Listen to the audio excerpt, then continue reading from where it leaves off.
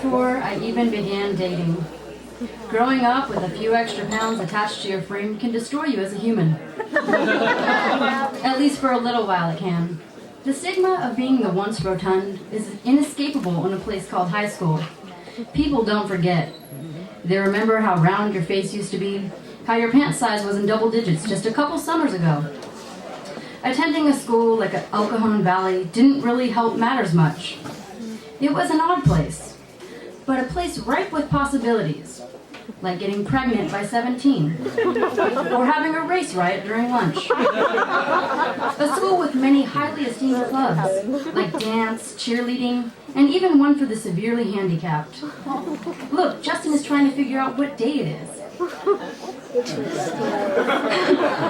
This is where I come from. These are the things I could count on. These are my people. Trolling for seed with this crowd was like looking for Bigfoot. You're never going to find it. Would you want to date any of these winners? Somehow, I still found someone to have a crush on. He was different than the other boys, listened to good music, and would peel my oranges in class. I helped him cheat when he didn't read the Scarlet Letter. My crush was completely confined to the inside of my head. I would never dare make a move or tell a soul. So it especially sucked when the end of the year came around, and this is what was written in my yearbook. Mindy, you have been one of my closest friends this year. I've heard quite a bit of speculation that I have a thing for you, even though I don't. I still think you're beautiful inside and out. This was the foundation.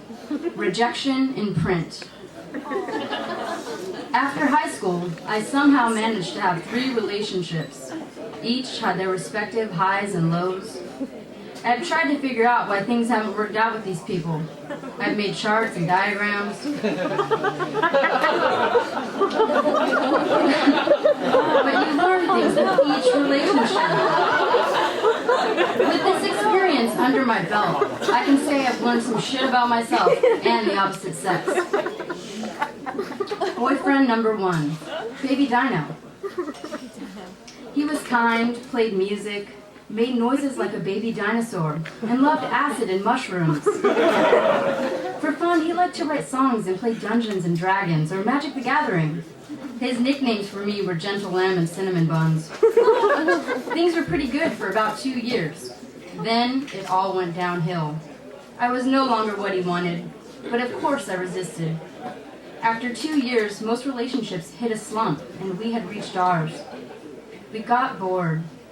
I grew tired of his incessant need to steal things and take acid. He got tired of my worrying.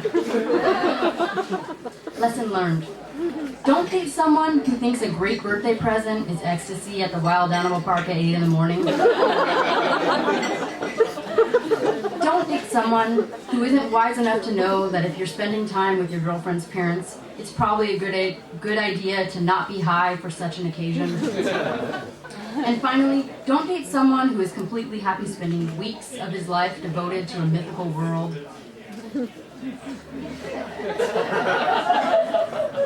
Boyfriend number 2, Fozzie Bear. We spent 4 glorious days together in New York. I was there visiting a friend. You invited me on a spontaneous drive to the Hamptons at 5 a.m. In your bedroom lived mounds of books, CDs, and records. I ended up spending my short vacation hanging out with you. We drove to Montauk, explored Camp Hero, drank a bottle of wine each while listening to Animal Collective in Prospect Park. Then I left. We spent the next 8 months pining for one another, writing letters each week, mailing each other mixed CDs and homemade cards. 2-hour phone calls became the norm. Then you came to visit. And I learned you were a 23-year-old with erectile dysfunction.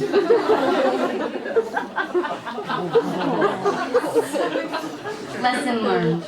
Trying to maintain a relationship with someone who is 3,000 miles away and has a 3-hour time difference is just setting yourself up for failure. Don't date someone who cannot kiss/fuck properly. It will never work out. Boyfriend number 3, Cricket. We met at my favorite record store. It was refreshing to meet another person in San Diego I could just shoot the shit with about stuff that I love and have them actually know what I'm talking about. It was good to have someone to smoke copious amounts of weed with also. You had just broken up with your girlfriend 4 days prior and were looking for a new place to live. Probably should have been a warning sign, but I am never aware. For 2 months, we hung out every day. I'd spend time on your couch dozing off as you played guitar. At night, we would take walks to the outdoor soccer field next to the water tower, then listen to records for hours. You were the first boyfriend to encourage me to keep on making things, to write, to design, and I appreciated that. You were the first to tell me I was old-fashioned, since I had never done it through the back door. Then, your 25th birthday swung around and you had a breakdown. You told yourself if you hadn't finished a record by this time, you're going to sell all of your equipment and give it up. I thought this was rather dramatic, but understood since I have this habit of continually not finishing things as well. Instead, you decided to redevote yourself to your music and finish all that you planned. You couldn't give me you, so you gave me nothing. Lessons learned. Don't give too much of yourself too soon. Timing can be a real bitch. Other lessons. People can be real awful to each other. People can be real good to each other. People can lift you. People can break you. People can make you glow. Static electricity is possible to create in bed if you have a fleece blanket. Love is lost as quickly as it is found. Life is a bummer, but there's hope. Tips. Make sure you have your own shit going on. Make sure you have your own shit going on. Make sure you have your own shit going on. Make sure you have your own shit going on. Find someone who likes mostly the same things. You may not find someone who is into cottage cheese with pepper on it and the band DuckTales, but some gaps are okay. Treat your significant other with kindness. Consistently encourage the person you are with to do the things that they are afraid of. Ask for the things that you need. Be truthful. Refrain from saying mean things. Take risks just for yourself. Be adventurous. And lastly, as my good friend Archie says, when you find good dick, do whatever you can to keep it. Mindy Solis.